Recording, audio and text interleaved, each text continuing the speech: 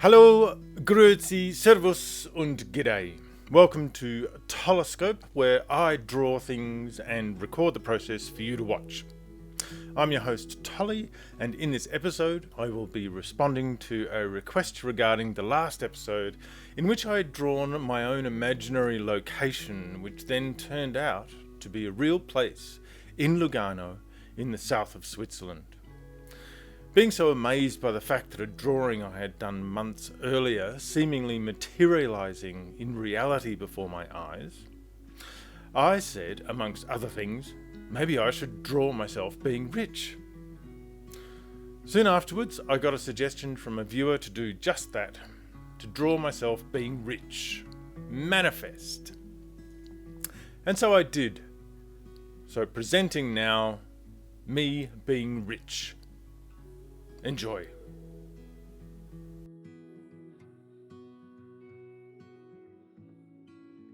So we start once again with all the usual suspects. Blocking in, very loose head shape, halfway for the eyes, and mouth, nose construction lines. Now, the only thing I'm drawing from life in this piece of work is myself as a self-portrait. Everything else you see coming up apart from me is absolute conjecture, entirely visualized, including the 1,000 franc notes. I've never actually possessed one or held one in hand, but they do exist, and they are in fact in circulation. Would you believe it? And I had a little bit of a chuckle to myself as I was drawing them, thinking that in the Australian currency they would be stacks of $1,723 notes. The things you think about when you're drawing. So blocking in once again, hair. This is me holding a little tray, and very casually with a kind of, I think I can only draw myself with so much cash, expressing quite a bemused look, one of disbelief. And so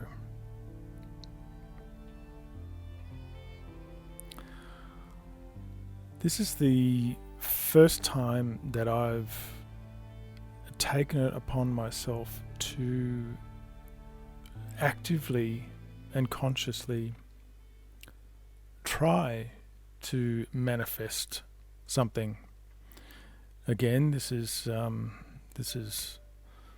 by suggestion from a viewer who said you should go ahead, do that. Just what you said, draw yourself being rich. And so I thought, okay, I'm obliged to fulfill the suggestions of viewers, so I decided to draw myself being rich. All other instances of things actually coming to pass or manifesting in some expression in reality, such as the last video that I did, which was of the alleyway camera move somehow manifesting itself into reality, and I found the exact same alleyway that I had drawn without knowing it even existed. So, with any luck, this will in fact manifest a reality. I don't think it'll be precisely me holding a tray of 1,000 franc notes, but it's an idea, and the idea is a good one, and I hope it does come true. It would certainly make for a very exciting follow-up video on my channel. All the things that I think would be a success: film scripts, consultant contracts. As I said in the introduction, I have no desire whatsoever to be owning yachts or mansions, or collect ridiculously expensive things. I feel quite wealthy in life as it is, being able to have the opportunity to have the tools in which to teach myself things, and to teach myself how to edit, and of course practice drawing, and how to edit and narrate and do sound design. I feel quite blessed with the life that I have, except for what we call Börse Post, which is usually on a Monday. Börse in German means evil or crappy, and Börse Post normally arrives on Mondays in the mail, and it usually contains a lot of bills, and that makes for a worrisome moment, which I think that's the only thing that if that anxiety over money didn't exist, then I would feel very rich indeed.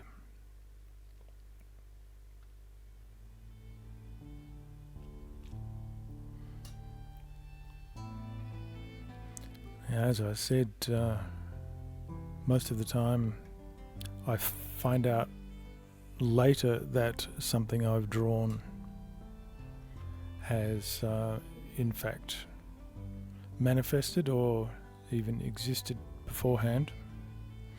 In our first comic, Yell Olay, Bernard and I once met at a cafe on Smith Street in Fitzroy, a wonderful Melbourne suburb. The cafe was called Coco's. We met there for coffee and a preamble before venturing into the city for one of our research and drawing expeditions. We used to meet every Monday and Tuesday. At one point we were drawing comics 2 whole days a week. Now, there was a young woman working behind the bar there at Coco's whom I'd never met before.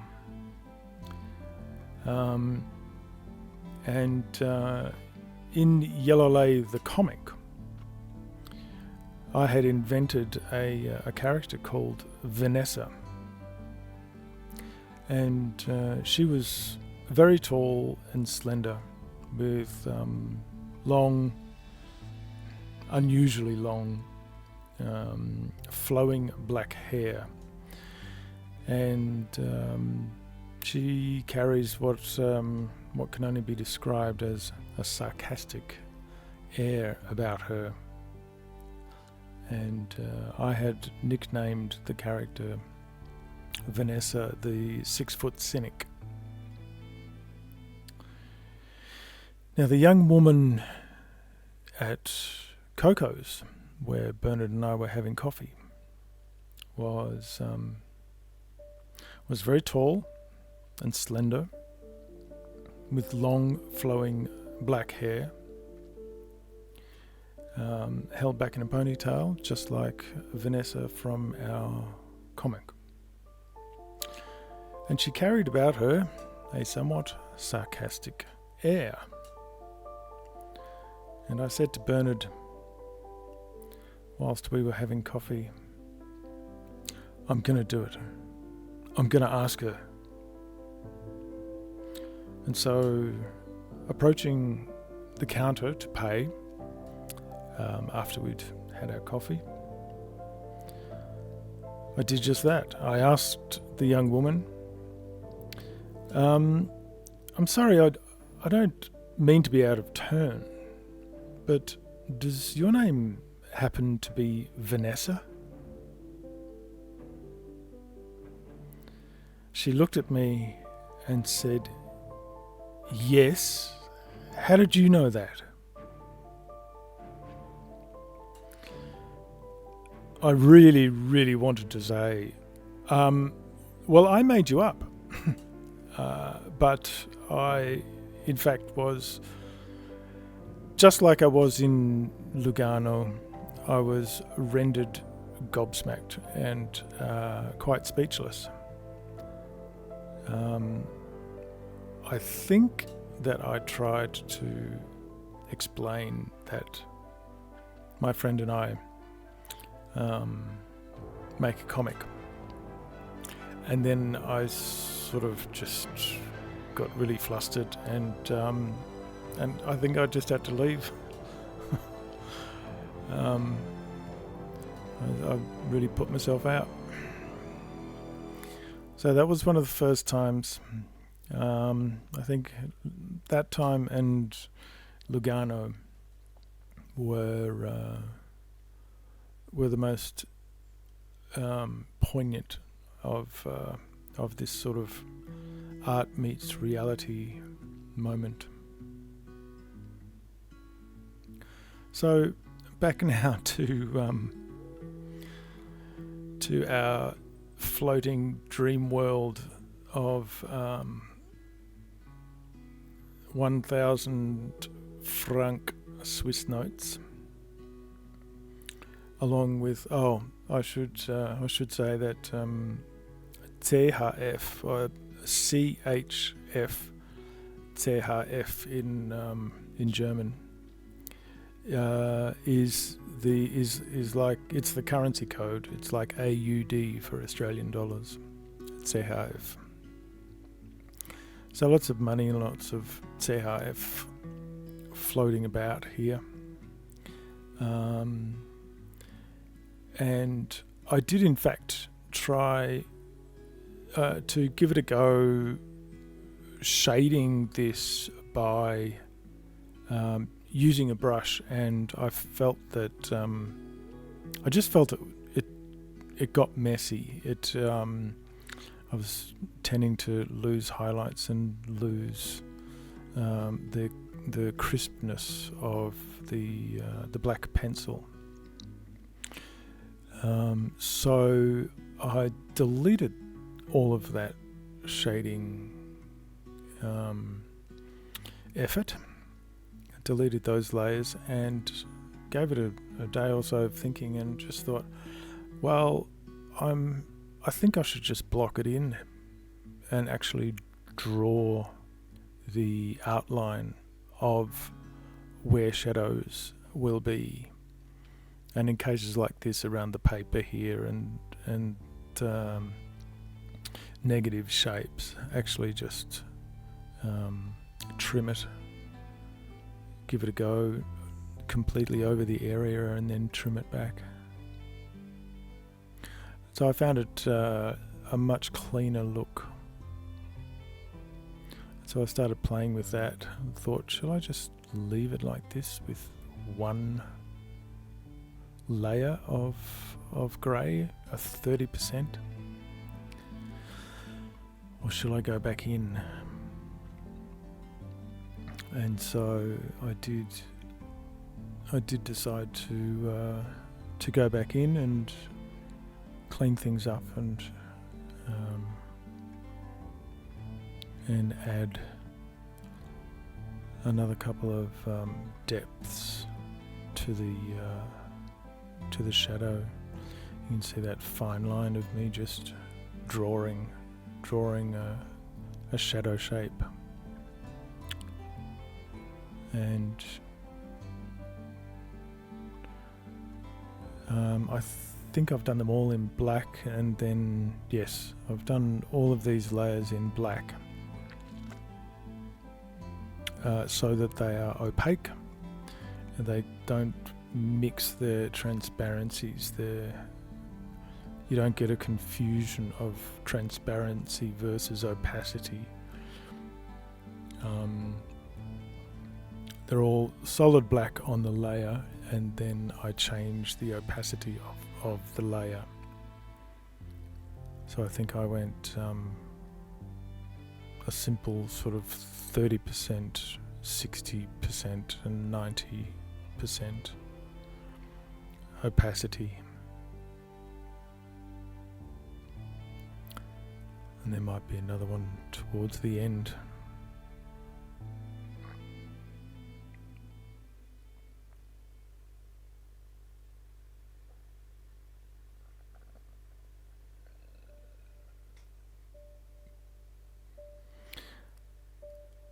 So it starts to make a little bit more sense here, and it'll come together even more so with the last few details of shading. The little design on the stacks of 1,000 franc notes is it's a very simplified version of what's actually on the notes and the notes themselves. It's in true Swiss fashion a shaking of hands, two hands shaking to represent the good community spirit of commerce, which I think is pretty funny given Switzerland's reputation.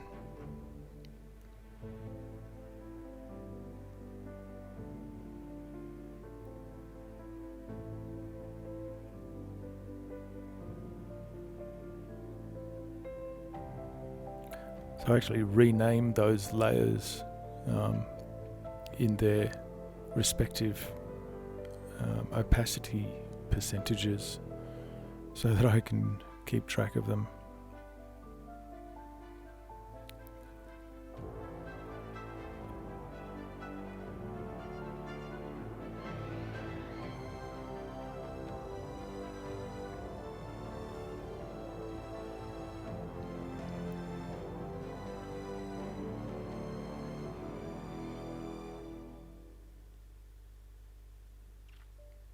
You can see there, start with black and then drop it down. Now usually at this point there are little bits that I naturally am not happy with, and so I leave it for a day and then come back with fresh eyes the next day, which is what I did originally when I'd shaded it by hand with a brush, and just found that it just felt so messy. I was not happy with it at all, and after a day just thought, oh, I can't publish this, I'm not happy, I'm going to redo the shading. And so this is the result.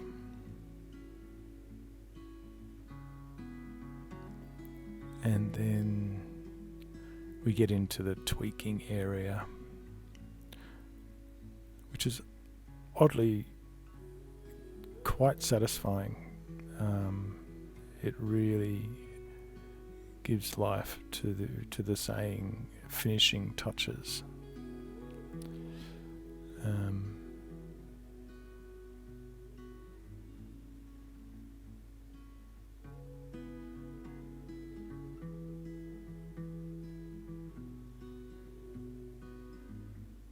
Just being able to give it the last little pop of detail, and then a little highlight on the arm makes things work better.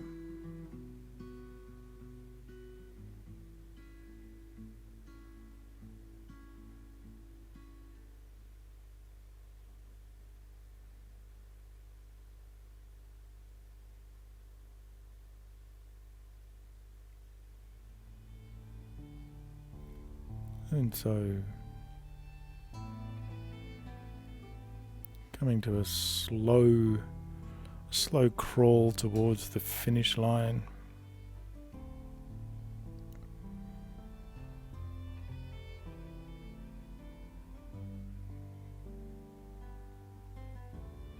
And then wondering what to do. Maybe that shadow's a bit dark. No, I'm going to give the paper a little bit of a gradient.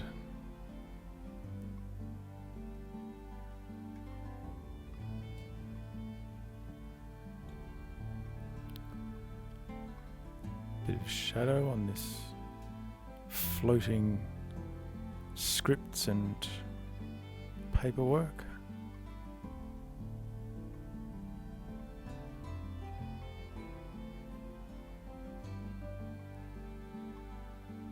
And again, the old final touches, a few little highlights.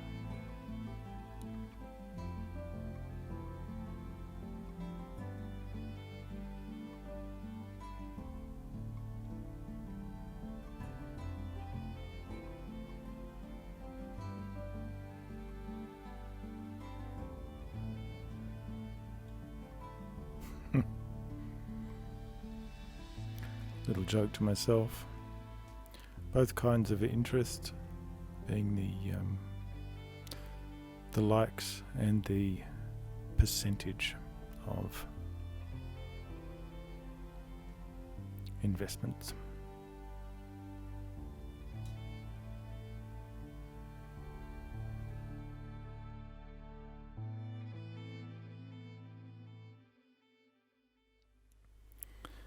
So there you have the finished piece.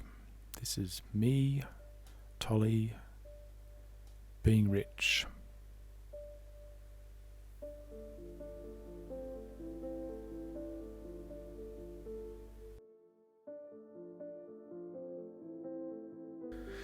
Okay, so I didn't want to be too hip-hop bling about it all, and maybe that's why I have a somewhat bemused look, like, really?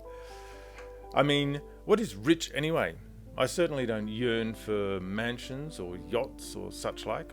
I actually find that sort of decadence narcissistic and repulsive. No, rich for me would mean living the life I already live, only never having to worry about bills and expenses. A constant source of income. Earning great money by drawing and making things.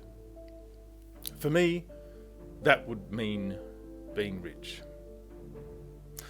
Anyhow, let's see if I do, through the magic and supernatural power of drawing, actually manifest this illustration into becoming reality.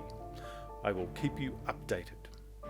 So thanks for watching, and I look forward to presenting for you an episode in the near future in which I am rich, or at the very least, comfortably well off. Now, of course, if you liked this episode or any other episodes, I would love for you to hit the likey, subscribey buttons and help me out on the channel. If you really want to help for the price of a coffee, you can support me on Patreon. So please think about it, because when I have supporters, then I will want to make more content for those supporters. So thanks again, and see you on the next one. Bye for now. Tschüss.